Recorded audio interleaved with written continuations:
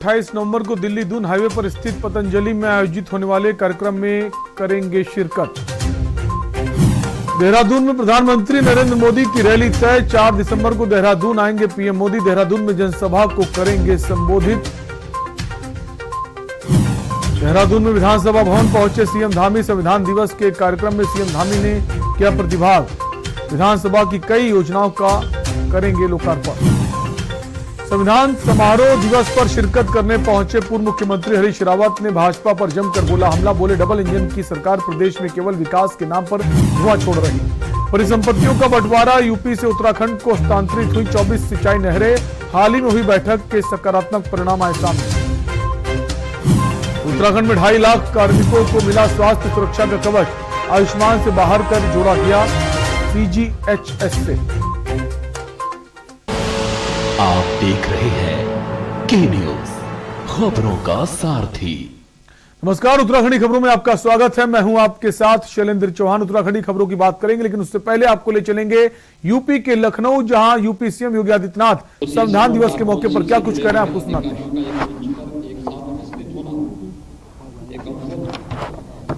अवसर हम सबको करता है। मैं इसके लिए इस अवसर पर आप सबका हृदय से स्वागत भी करता हूं, अभिनंदन भी करता हूं। हम सब जानते हैं कि 26 नवंबर 1949 को हमारे देश का संविधान को अंगीकृत अधिनियमित और आत्मान्वित हुआ था। संविधान निर्माण समिति के अध्यक्ष डॉक्टर राजेंद्र प्रसाद जी थे, लेकिन अलग अलग समितियों के प्रारूप को संविधान निर्माण समिति के अध्यक्ष डॉक्टर राजेंद्र प्रसाद जी थे, लेकिन अलग अलग समितियों के प्रारूप को एक रूप देना, एक शिल्पी के रूप में कौन इस दायित्व का निर्वहन करेगा, और यह दायित्व दिया गया था बाबा साहब डॉक्टर भीमराव अंबेडकर जी को, जिन्होंने इस कार्यक्रम को बखूबी निर्वहन करते हुए, अगर आप देखेंगे भारत के संविधान को, तो जो मूल प्रति है, जब भारत के संविधान, भारत के गणतंत्र के शताब्दी वर्ष था, उस वर्ष हमें संसद की ओर से उसकी मूल प्रति उपलब्ध कराई गई थी। और उस मूल प्रति को देख करके लगता था कि वास्तव में भारत के संविधान निर्माता कितने दूरदर्शी थे कि उन्होंने भारत की सभी भावनाओं को कहीं पर लिपि के माध्यम से और कहीं पर चित्रों के माध्यम से संविधान में उकेरने का पूरा प्रयास किया, और उसमें सफल भी रहे। अगर कहा जाए कि भारत की मूल प्रति ही भारत की आत्मा भी है, इसमें कोई संदेह किसी को नहीं होना चाहिए। और बाबा साहब भीमराव अंबेडकर की इस स्मृति को जीवंत बनाए रखने के लिए प्रधानमंत्री बाबा साहब भीमराव अंबेडकर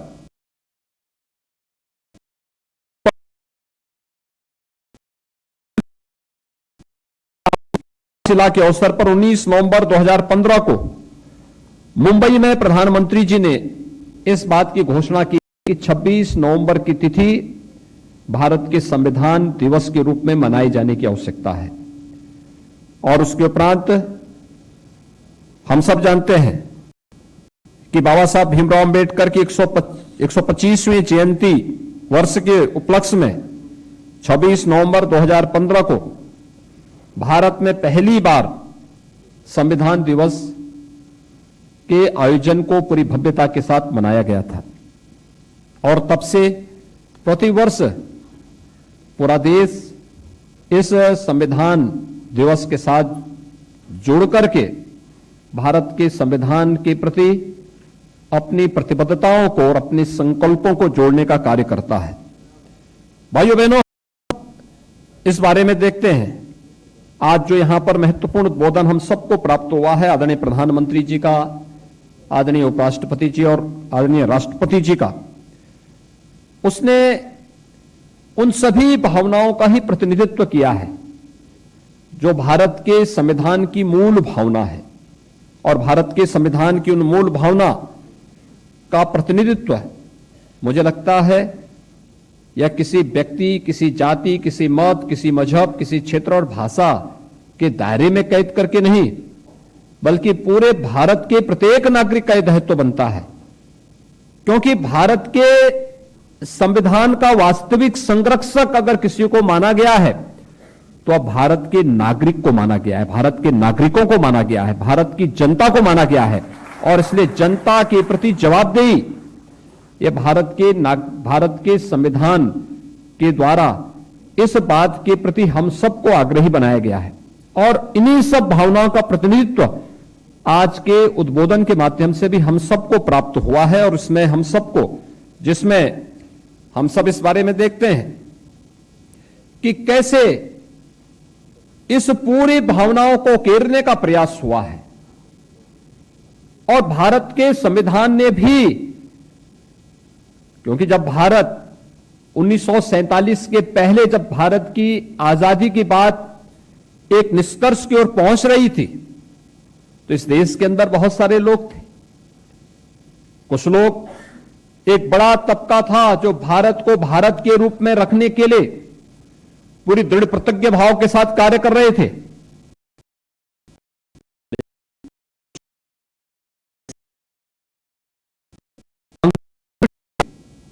भारत को एक नहीं रखना चाहते थे। उन्होंने भारत को अलग अलग राष्ट्रीयताओं के समूह के रूप में भी दिखाने का प्रयास किया था, और उस समय उसके अनुरूप षड्यंत्र करने के प्रयास। तो आप सुन रहे थे सीएम योगी आदित्यनाथ को, जो लखनऊ से संविधान दिवस के मौके पर अपना संबोधन दे रहे थे। रुकेंगे एक ब्रेक के लिए, जल्द लौटेंगे। आप देख रहे हैं के न्यूज, खबरों का सारथी। सदियों से सुनते आए हैं, बेटे बड़े होके अच्छी सी नौकरी करना, अच्छी सी नौकरी करना।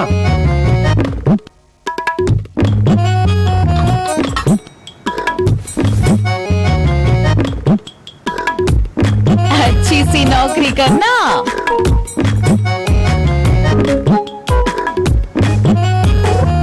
अच्छी सी नौकरी करना।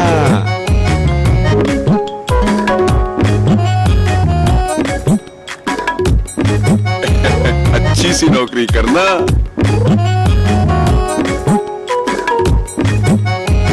अच्छी सी नौकरी करना।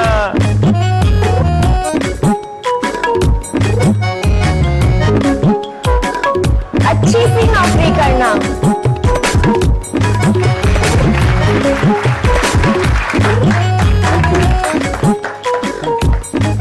अच्छी सी नौकरी करना।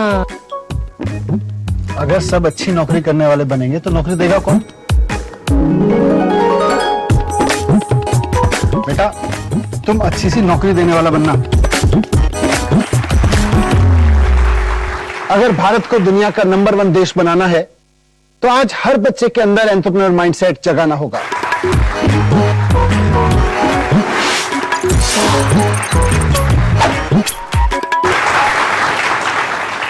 बिजनेस ब्लास्टर्स हमारी एक पहल है जो बच्चों को सिखा रही है कि उन्हें नौकरी ढूंढने वाला नहीं, नौकरी देने वाला बनना है।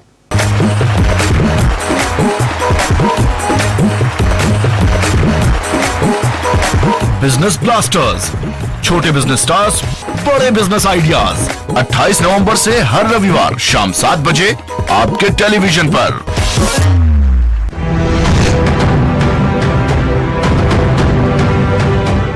चलो यहाँ पर सही से सही। पूजा, मार्केट से आता हूँ। मिस्टर, कार की चाबी? नहीं, मैं पैदल ही जाऊंगा।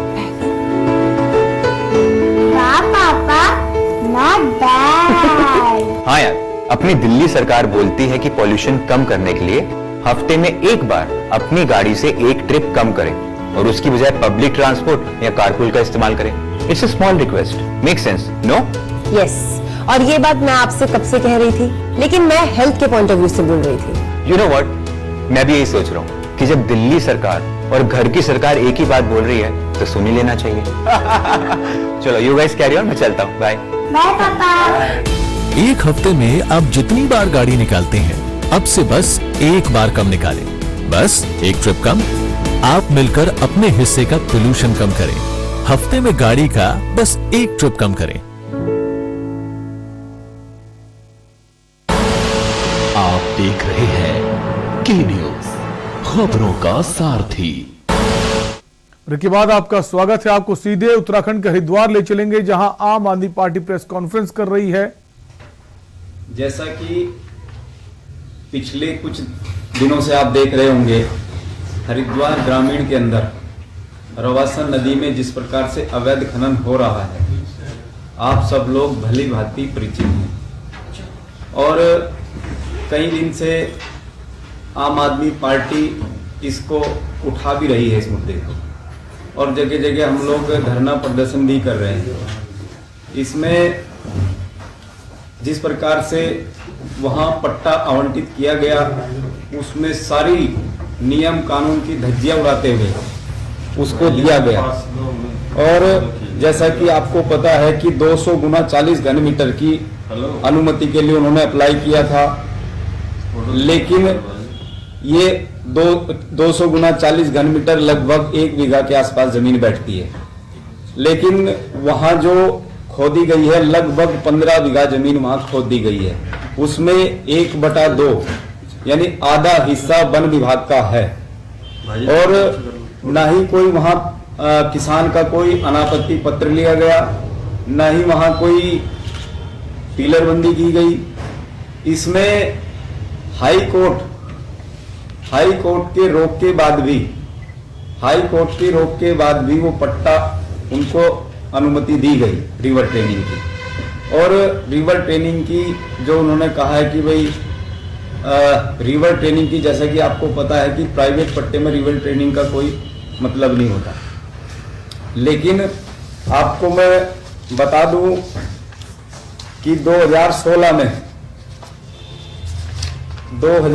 में ये आकाश वर्मा जी का एक अनापत्ति पत्र है उसी रास्ते का, जहां तो प्रेस कॉन्फ्रेंस के जरिए आप नेता नरेश शर्मा सरकार पर आरोप लगा रहे हैं। बढ़ेंगे अगली खबर की ओर। खबर देहरादून से है।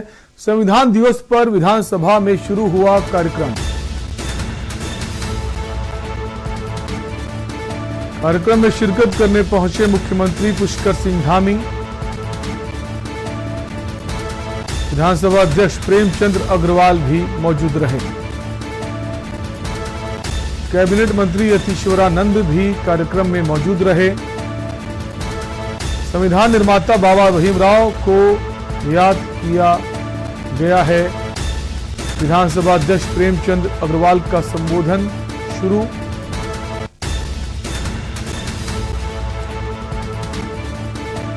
संविधान दिवस को लेकर कार्यक्रम रखा गया।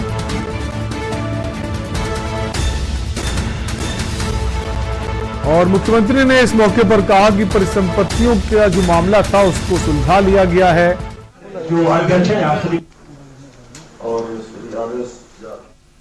एक और खबर देहरादून से है। देवस्थानम बोर्ड से नाराज तीर्थ पुरोहितों ने चेतावनी दी है। तीर्थ पुरोहित महापंचायत ने 30 तक सरकार को अल्टीमेटम दिया है।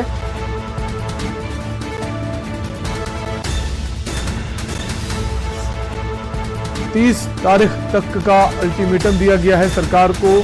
27 नवंबर को सचिवालय कूच में मौजूद होंगे राज्य भर के सैकड़ों तीर्थ पुरोहित। देवस्थानम बोर्ड भंग न होने पर नाराज हैं तीर्थ पुरोहित। आक्रामक रूप लेगा तीर्थ पुरोहितों का ये आंदोलन। सरकार को खामियाजा भुगतने की चेतावनी दी है। देवस्थानम बोर्ड से नाराज तीर्थ पुरोहितों ने सरकार को चेतावनी दी है। तीर्थ पुरोहित महापंचायत ने 30 तारीख तक इसे रद्द करने की मांग उठाई है। अब सरकार को अल्टीमेटम दिया है।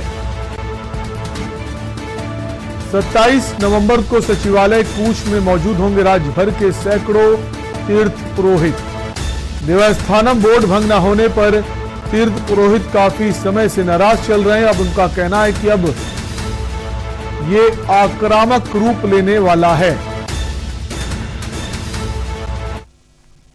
एक और खबर देहरादून से है। जिले में आज मनाया जा रहा है संविधान दिवस। कांग्रेस आज के दिन को संविधान बचाओ दिवस के रूप में मना रही है।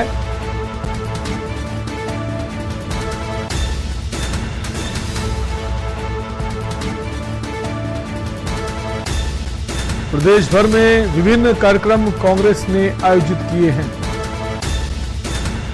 कांग्रेस मुख्यालय देहरादून में भी कार्यक्रम का आयोजन किया गया। पूर्व सीएम हरीश रावत ने मुख्य अतिथि के रूप में शिरकत की। प्रदेश अध्यक्ष गणेश गोदियाल, पूर्व कैबिनेट मंत्री भी मौजूद नजर आए। जिले में आज संविधान दिवस मनाया जा रहा है और कांग्रेस आज के दिन को संविधान बचाओ दिवस के रूप में मना रही है।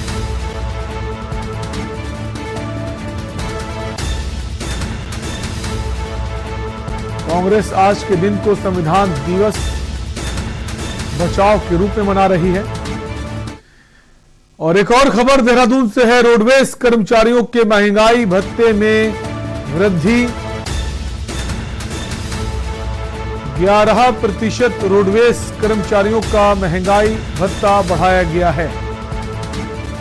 लंबे वक्त से महंगाई भत्ते में वृद्धि की मांग की जा रही थी।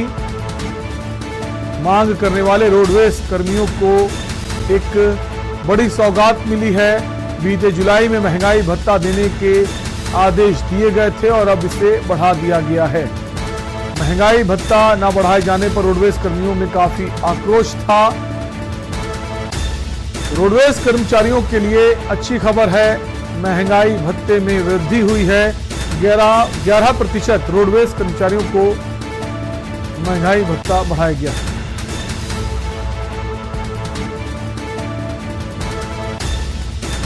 11% की बढ़ोतरी हुई है महंगाई भत्ते में। लंबे वक्त से इसकी मांग की जा रही थी रोडवेज कर्मचारियों की तरफ से और सरकार की एक बड़ी सौगात रोडवेज कर्मचारियों के लिए। बीते जुलाई में महंगाई भत्ता बढ़ाने के आदेश दिए गए थे।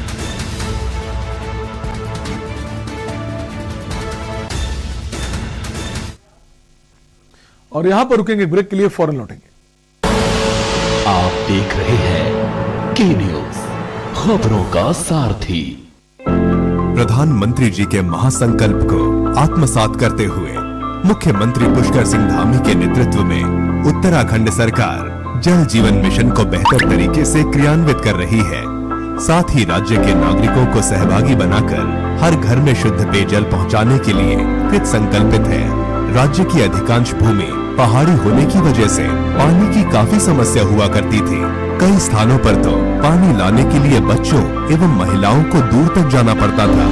जल जीवन मिशन से शुद्ध पेयजल की समस्या काफी हद तक दूर हुई है। जल जीवन मिशन के तहत हमारी ग्राम पंचायत में पानी की समस्या काफी हद तक खत्म हो चुकी है और सभी ग्राम वासियों के पास हर घर में नल और हर घर में जल है।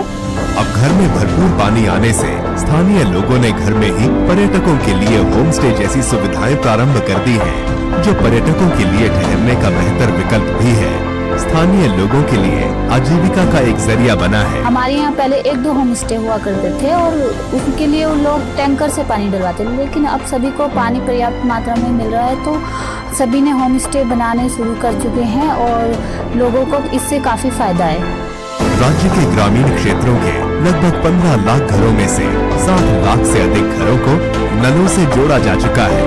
शहरी क्षेत्रों में लगभग 12 लाख घरों में से 5 लाख से अधिक घरों को पेयजल योजना से जोड़ा जा चुका है। उत्तराखंड सरकार द्वारा दिसंबर 2020 तक हर घर तक शुद्ध पेयजल पहुंचाने का लक्ष्य रखा गया है। मुख्यमंत्री पुष्कर सिंह धामी के नेतृत्व में जल जीवन मिशन राज्य में आजीविका के नए आयाम रचते हुए पलायन को विराम दे रहा है, साथ ही आत्मनिर्भरता की संकल्पना को भी साकार कर रहा है। जल जीवन मिशन, हर घर खुशियां, हर घर जल। चलो जा, मार्केट से आता हूँ। मिस्टर, कार की चाबी? नहीं, मैं पैदल ही जाऊंगा। पापा, not bad. हाँ यार, अपनी दिल्ली सरकार बोलती है कि पॉल्यूशन कम करने के लिए हफ्ते में एक बार अपनी गाड़ी से एक ट्रिप कम करें और उसकी बजाय पब्लिक ट्रांसपोर्ट या कारपूल का इस्तेमाल करें। It's a small request, make sense, no? Yes, और ये बात मैं आपसे कब से कह रही थी, लेकिन मैं हेल्थ के पॉइंट ऑफ व्यू से बोल रही थी। यू नो व्हाट, मैं भी यही सोच रहा हूँ कि जब दिल्ली सरकार और घर की सरकार एक ही बात बोल रही है तो सुन ही लेना चाहिए। चलो यू गाइस कैरी ऑन, मैं चलता हूँ, बाय। बाय पापा। एक हफ्ते में आप जितनी बार गाड़ी निकालते हैं, अब से बस एक बार कम निकालें। बस एक ट्रिप कम, आप मिलकर अपने हिस्से का पोल्यूशन कम करें। हफ्ते में गाड़ी का बस एक ट्रिप कम करें। आप देख रहे हैं के न्यूज, खबरों का सारथी। ब्रेक के बाद आपका स्वागत है। खबर देहरादून से है। नेशनल फैमिली हेल्थ सर्वे की रिपोर्ट में खुलासा हुआ है, प्राइवेट अस्पतालों में 43% ऑपरेशन से प्रसव हो रहे हैं। सरकारी अस्पतालों में 15% मामलों में सिजेरियन डिलीवरी हुई है। मोटी रकम वसूलने का प्राइवेट अस्पतालों का सिलसिला जारी है। तो प्राइवेट अस्पतालों में 43% ऑपरेशन से प्रसव हुए हैं। सरकारी अस्पतालों में 15% मामलों में सिजेरियन डिलीवरी हुई है। मोटी रकम वसूलने का प्राइवेट अस्पतालों का सिलसिला जारी है। नेशनल फैमिली हेल्थ सर्वे की रिपोर्ट में ये खुलासा हुआ है।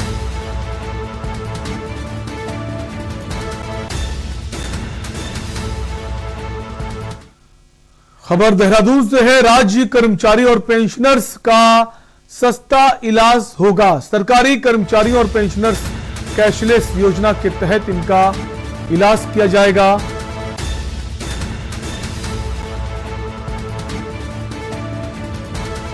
सेंट्रल गवर्नमेंट हेल्थ स्कीम की सुविधाएं मिलेंगी। कैबिनेट बैठक में सरकार ने स्टेट गवर्नमेंट हेल्थ स्कीम को अलग किया है। सरकार ने आयुष्मान योजना से मना किया था। सरकारी अस्पतालों से रेफर कराने की बाध्यता भी खत्म। अस्पतालों में बेड की कक्षा खर्च की सीमा भी निर्धारित है। स्वास्थ्य सचिव अमित नेगी ने यह जानकारी दी है। वहीं देहरादून में ऑटो टैक्सी चालक ये बोले हैं कि आज तक किसी सरकार ने ऑटो टैक्सी चालकों से बात नहीं की। सीएम अरविंद केजरीवाल ने अपने हरिद्वार दौरे में ऑटो टैक्सी चालकों से सीधा संवाद किया था। वहीं ऑटो चालकों ने अपनी समस्याओं को सीएम केजरीवाल के सामने रखा था, जिसके बाद ऑटो टैक्सी चालक बोले, सीएम केजरीवाल अकेले ऐसे मुख्यमंत्री जो सीधे ऑटो वालों से संवाद के लिए पहुंचे। ऑटो चालकों ने सीएम केजरीवाल का बहुत आभार व्यक्त किया है। ये अफसान भाई उधर को देखो, ये सब हमारे टैक्सी के भाई लोग हैं। केजरीवाल ने जो कुछ टैक्सी ऑटो चालक है इन लोगों के लिए सोचा है, आज तक इतने सालों में किसी भी सरकार ने हम लोगों के प्रति सोचा नहीं था। हम अरविंद केजरीवाल के बहुत बहुत आभारी हैं। अगर केजरीवाल की सरकार आती है तो यहाँ हो जाएगा जी, ऐसे बढ़िया काम करेंगे। दिल्ली में बहुत बढ़िया काम कर रहे हैं केजरीवाल। ऑटो वालों को बहुत सुविधा है, हर महीने 5000 रुपये दे दिए उन्होंने ऑटो वालों को, और दवाई पवाई सब फ्री में है ही वहाँ, वो तो सभी को पता। सरकार ने, केजरीवाल ने काम सारे अच्छे कर रखे। अभी तक जितने भी काम लगे हमें, अस्पताल, शिक्षा, पढ़ाई, ये सारे केजरीवाल ने वादे पूरे करे। हम सोचते हैं कि भाई 100 रुपये लीटर डीजल हो गया, 90 हुआ, खैर 10 रुपये कम हुए। डीजल से हमारे पे बहुत फर्क पड़ रहा है इस चीज़ से। अगर वैसे जनता का तो यही है कहना कि भाई आम आदमी पार्टी कुछ काम करेगी तो वोट उन्हीं को दिया जाएगा, और हमारा कहना तो यही है कि आम आदमी पार्टी आएगी, अच्छा है, कुछ काम करेगी तो वोट भी उन्हें मिलेगा। फिर 2022 ऑटो यूनियन का तो यही होगा कि सबको जो है वोट देना चाहिए उनको, अगर वो कुछ हमारे लिए सोचते हैं। तेल फर्क में ये है कि कुछ तो हुआ है, पहले 99 रुपये जा रहा था, अब इन्होंने 87 रुपये हो गया है, तो इससे तो थोड़ा कुछ तो फर्क पड़ा ही है। अब इन्होंने अपनी जीएसटी तो घटाई नहीं है, वो जो सरकार ने, केंद्र सरकार ने करा है वही हुआ है। अगर यहाँ की सरकार भी कुछ कम करे तो कुछ और बेनिफिट हो हमें। ऐसा मैडम, हर जो पार्टी है उसका अपना अलग एजेंडा होता है। ये सबसे बड़ा दुर्भाग्य तो इस उत्तराखंड का ये है कि 20 साल 21 साल और 9 मुख्यमंत्री, अभी आपने देखा होगा बीजेपी के शासनकाल में 3 मुख्यमंत्री बदले जा चुके हैं, है ना। कभी भी अगर मार पड़ती है तो सबसे पहले ट्रांसपोर्टर ही पड़ती है। अभी लॉकडाउन से पहले 62 रुपये लीटर डीजल था, आज की डेट में इन्होंने 99 किया, मतलब 100 समथिंग। किराया हमारा सेम किराया था, उस टाइम भी वही किराया था, आज की डेट में भी वही किराया। इन्होंने कहा हमने डीजल कम कर दिया, मतलब 40 रुपये बढ़ाए और 12 रुपये घटाए। तो ट्रांसपोर्टर तो हर जगह ट्रांसपोर्टर ही मारा जाता है, केवल एक चीज़ में रेट बढ़ते हैं, डीजल पे, हर चीज़ में रेट बढ़ते हैं। सरसों का तेल किसी टाइम पे 90 रुपये 100 रुपये लीटर होता था, आज की डेट में 200 रुपये लीटर है ना। तो मारा जाता है ट्रांसपोर्टर ही है। अब ये कहते हैं 5,000 रुपये, हम तो ये कहते हैं मैडम कि हमें अब इन्होंने टैक्स माफ किया उन्होंने, लेकिन 6 महीने का मतलब इन्होंने टैक्स माफ किया, 6 महीने का 6 दिन में 12,000 रुपये, 6,000 6,500 समथिंग कुछ माफ किया।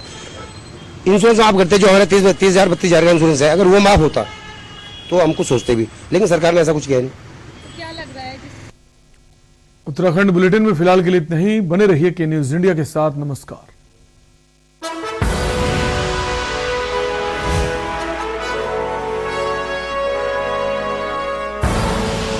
आप देख रहे हैं के न्यूज, खबरों का सारथी। दिल्ली सरकार के स्कूलों के 3 लाख बच्चे, उनके 51,000 बिजनेस आइडियाज और सरकार की ओर से 60 करोड़ रुपए का सीड कैपिटल। यह है दुनिया का सबसे बड़ा स्टार्टअप प्रोग्राम बिजनेस ब्लास्टर्स।